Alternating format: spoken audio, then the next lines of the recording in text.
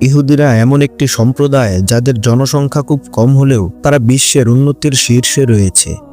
তবে কখনো কি ভেবেছেন কিভাবে মুসলমান ও ইহুদিরা একে অপরের সবচেয়ে বড় শত্রু হয়ে উঠল? কিভাবে আজ ইহুদিরা মুসলমানদের তাদের সবচেয়ে বড় শত্রু মনে করে এবং কিভাবে সারা বিশ্বের মুসলমানরা ইসরায়েলের ইহুদিদের সবচেয়ে বড় শত্রু বলে মনে করে? কিন্তু আরো বড় প্রশ্ন হলো, কোটি কোটি মুসলমানের উপস্থিতির মধ্যে কিভাবে একটি ছোট্ট ইহুদি রাষ্ট্র গড়ে উঠল? যদি অনেক মুসলিম দেশ বলে যে ইসরায়েল বেআইনিভাবে ফিলিস্তিন দখল করেছে এবং এ বিশ্বে ইসরায়েল নামে কোনো দেশই নেই, এজন্য আজও অনেক মুসলিম দেশ ছোট্ট দেশ ইসরায়েলকে স্বীকৃতি পর্যন্ত দেয় না। তারা বলে এই পুরো দেশ ফিলিস্তিনের। মুসলমান ও ইহুদিদের মধ্যে শত্রুতা বোঝার জন্য আপনাকে ইহুদিদের সম্পূর্ণ ইতিহাস জানতে হবে, তবে এই বিষয়টি বুঝতে পারবেন। তো প্রথমে এই দেয়ালটি দেখুন। একে দেওয়ারে গিরিয়া বলা হয় এবং ইংরেজিতে একে ওয়েস্টার্ন ওয়াল বলা হয়।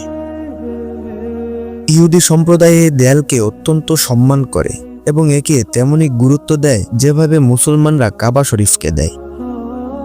এই দেয়ালটি হাইকালে সুলেমানির একটি ছোট অংশ। ইহুদিরা বিগত 2000 বছর ধরে এই দেয়ালে গিয়ে কাঁদছে এবং প্রার্থনা করছে। এখন নিশ্চয়ই আপনার মনে প্রশ্ন আসছে, এই হাইকালে সুলেমানি কি? এটি আসলে একটি উপাসনালয়, অর্থাৎ বাইতুল মুকাদ্দাস বা মসজিদ আল আকসাকে ইহুদিরা হাইকালে সুলেমানি বলে ডাকে। যখন আল্লাহ তাআলা হযরত দাউদ আলাইহিস সালামকে নবী ও বাদশাহ বানালেন, তখন তিনি মসজিদ আল আকসাকে উপাসনার জন্য বেছে নিলেন এবং এটি পুনর্নির্মাণ শুরু করলেন।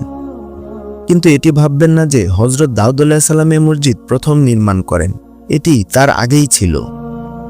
বলা হয়ে থাকে কাবা শরীফ নির্মাণের 40 বছর পর মসজিদ আল আকসা নির্মিত হয়েছিল। হযরত দাউদ আলাইহিস সালামের মসজিদটি পুনর্নির্মাণ কাজ শুরু করেছিলেন, কিন্তু কাজ শেষ করার আগেই তিনি ইন্তেকাল করেন। এরপর তার ছেলে হযরত সুলাইমান আলাইহিস সালাম বাদশাহ হলেন এবং তার পিতার শুরু করা কাজ সম্পন্ন করেন। যেহেতু এটি হযরত সুলাইমান আলাইহিস সালাম নির্মাণ করেছিলেন, তাই একে হাইকালে সুলেমানি বলা হয়।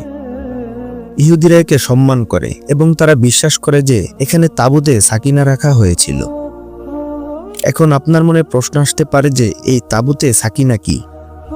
এটি ছিল একটি কাঠের বাক্স যা আল্লাহ তাআলা হযরত আদম আলাইহিস সালামকে উপহার দিয়েছিলেন এবং এটি এক নবী থেকে অন্য নবীর কাছে হস্তান্তরিত হতে হতে হযরত মুসা আলাইহিস সালামের কাছে পৌঁছেছিল।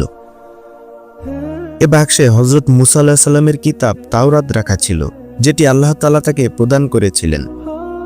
এছাড়া এতে বনি ইসরায়েলের জন্য স্বর্গ থেকে আগত খাবারের পাত্র ছিল। যখন এটি হযরত দাউদ আলাইহিস সালামের কাছে আসে, ইহুদিরা এটি যুদ্ধের সময় তাদের সাথে রাখত এবং বিশ্বাস করত যে এটি তাদের বিজয় সুনিশ্চিত করবে।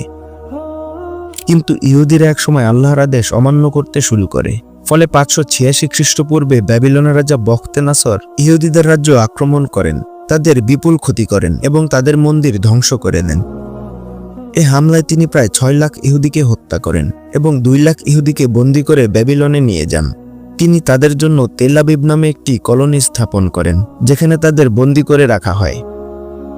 এরপর 540 খ্রিস্টপূর্বে ইরানের রাজা সাইরাস ব্যাবিলন আক্রমণ করে ইহুদিদের মুক্তি দেন এবং তাদের আবারও মন্দির নির্মাণের অনুমতি দেন। কিন্তু নতুন মন্দিরে তাবুতে সাকিনা ছিল না। এরপর 70 খ্রিস্টাব্দে রোমান সম্রাট টাইটাস ইহুদিদের রাজ্য আক্রমণ করেন। তিনি লক্ষ লক্ষ ইহুদিকে হত্যা করেন এবং হাইকালে সুলেমানি ধ্বংস করে দেন। ইহুদিদের জেরুজালেম থেকে বিতাড়িত করা হয়। প্রায় 1800 বছর থেকে 1900 বছর পর যখন অটোমান সাম্রাজ্য বিশ্বযুদ্ধে পরাজিত হয়, ব্রিটেন ফিলিস্তিন দখল করে এবং ইহুদিদের এখানে বসতি স্থাপনের অনুমতি দেয়। এর ফলে 1948 সালে ইসরায়েল রাষ্ট্র প্রতিষ্ঠিত হয়। কিন্তু যেহেতু ইসরায়েল ফিলিস্তিনের জমিতে প্রতিষ্ঠিত হয়েছিল, মুসলিম দেশগুলো একে বেআইনি উপনিবেশ হিসেবে দেখে এবং ইসরায়েলকে স্বীকৃতি দেয় না। ফলে ইসরায়েল ও মুসলিম দেশগুলোর মধ্যে শত্রুতা চলতে থাকে এবং যুদ্ধ পরিস্থিতি তৈরি হয়। বর্তমানে ইহুদিরা বিশ্বাস করে যে তাবুতে সাকিনা পুনরুদ্ধার করলে তারা সবচেয়ে শক্তিশালী জাতিতে পরিণত হবে। এজন্য তারা মসজিদ আল আকসা ধ্বংস করে হাইকালে সুলেমানি পুনর্নির্মাণ করতে চায়। কিন্তু প্রকৃতপক্ষে এই স্থানটি সবসময় মসজিদ আল আকসাই ছিল এবং কাবা শরীফের 40 বছর পর এটি নির্মিত হয়েছিল। ইহুদি ও মুসলমানদের মধ্যকার দ্বন্দ্ব শুধু ধর্মীয় নয়, বরং রাজনৈতিক ও ঐতিহাসিক বাস্তবতার সাথে ওতপ্রোতভাবে জড়িত। যুগে যুগে সম্পর্ক পরিবর্তিত হয়েছে, কখনো সহাবস্থান, কখনো সংঘাতের মাধ্যমে। বর্তমান পরিস্থিতি শুধুমাত্র অতীতের দ্বন্দ্বের ফলাফল নয়, বরং আধুনিক ভূরাজনৈতিক স্বার্থ ও শক্তির লড়াইয়ের অংশ।